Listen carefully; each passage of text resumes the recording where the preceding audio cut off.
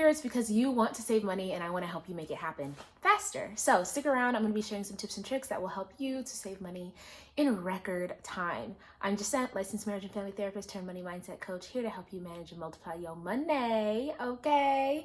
And I'm new to YouTube, I'm new to being consistent on YouTube. Stick around, subscribe, turn the notification bell on. I plan to add plenty value to your YouTube university education, and I want to make sure to get to know you. So leave a comment below with where you live and what your money goal is in this season.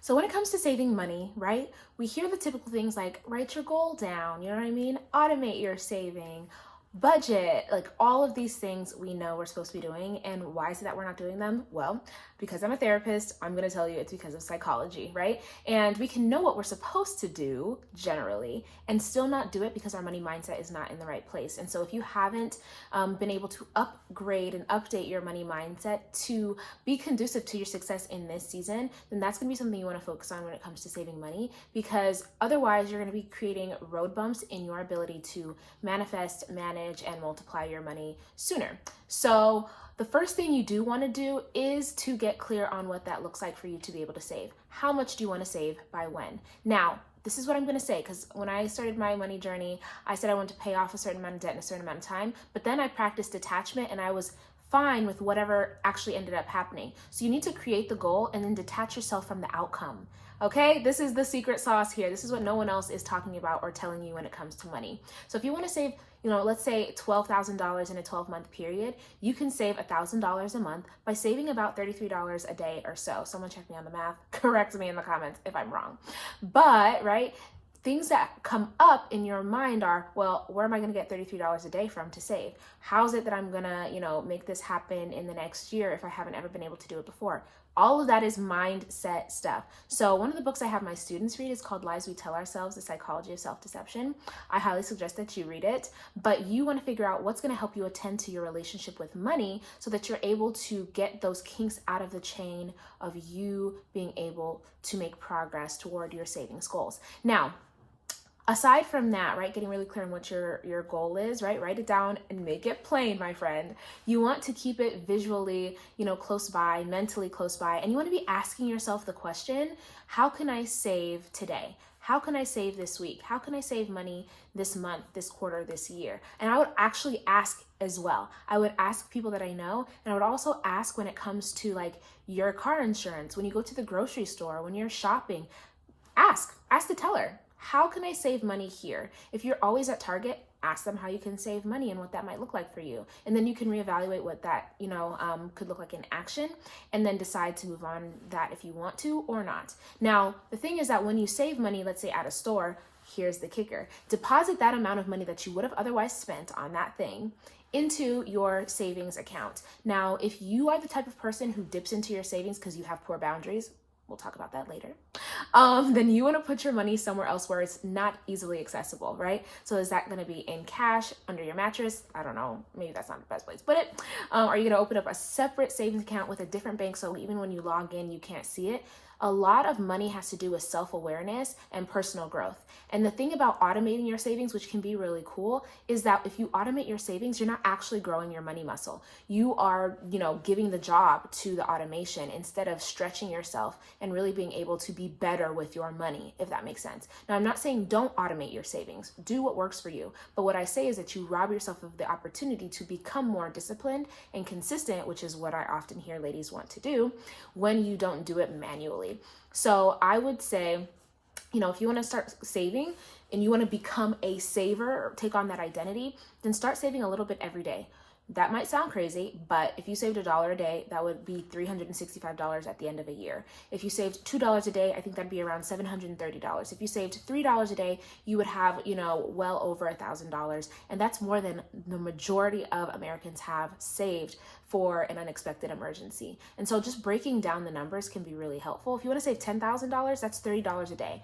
And that's going to be something that you can do to help build your money muscle and be able to get those wins, those psychological and mental and emotional wins that builds your confidence with yourself and with your money as opposed to, you know, feeling like you are letting yourself down, like you're really bad with money, like, you know, something's wrong with you or whatever the case may be. Now, the tips that I give are different than maybe what you hear other people talking about when it comes to money. And it really does come from me having a psychological background. But this is the stuff that I've seen that's been helpful. I've had ladies sign up for my free challenge that I'll make sure is linked in the description. And one young woman reached out to me. She listens to my podcast, and she reached out to me after she signed up for the challenge and said that she was about to be done saving $1,000 within a month period from taking my challenge. And that was something that she hadn't seen herself do in some time. And so it's like being able to challenge yourself, I think, is another tip that maybe people don't talk about, is that you want to do a money challenge with yourself. But the thing is that when the money challenge ends, you just restart the challenge again. So, you know, if it's a 30-day challenge, 7-day challenge, you know, year-long challenge, or whatever the case may be, let me know if you want me to kind of take you through, walk you through step by step what some challenges could look like, because then maybe that would be fun, you watching me do some challenges or sharing more challenges for you. I really look forward to creating a community here on YouTube. I'm a part of like the YouTube community, but it's going to be fun to like share the information and chat with y'all and you know, get to know you in the comments and otherwise. So when you challenge yourself, right, you want to let perfectionism take a back seat, my friend, okay? You have a conversation with perfectionism and let them know that we're doing an experiment, all right? We're experimenting with saving money and trying it in a different way. And it's not about success and perfection. It's really about progress and personal growth. I hope you got that. Pause it, go back, listen to it again, write it down, okay? And then the last thing that's going to be really important that I think is going to be so helpful is to prioritize your saving. I know that sounds crazy. Prioritize your saving. Treat your saving like a bill. You pay your phone bill. You pay to eat food. You get groceries, but you go into Chick-fil-A. You don't have to go to Chick-fil-A. You can go get your groceries at the store. So if you can go to the drive-thru, then you can save money. I'm going to sit here and say it.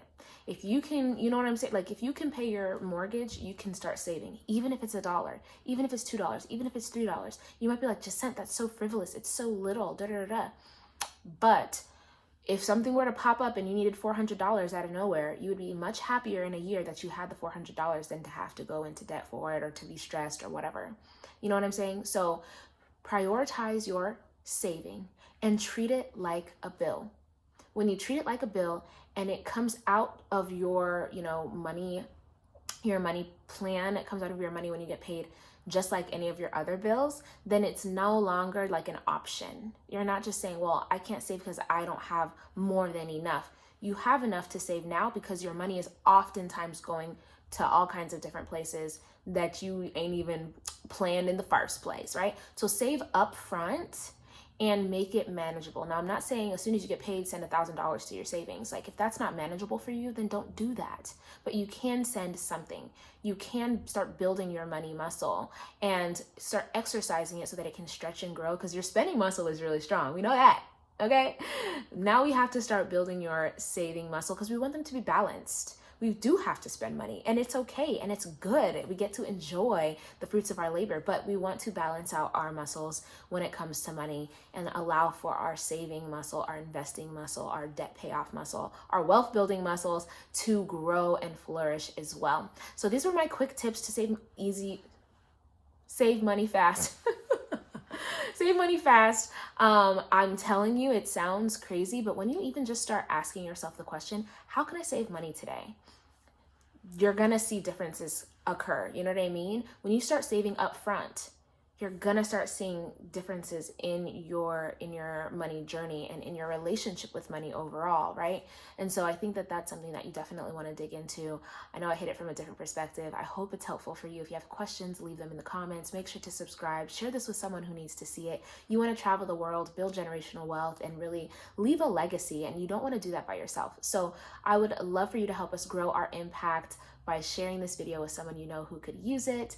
And I look forward to talking to you next time, gems.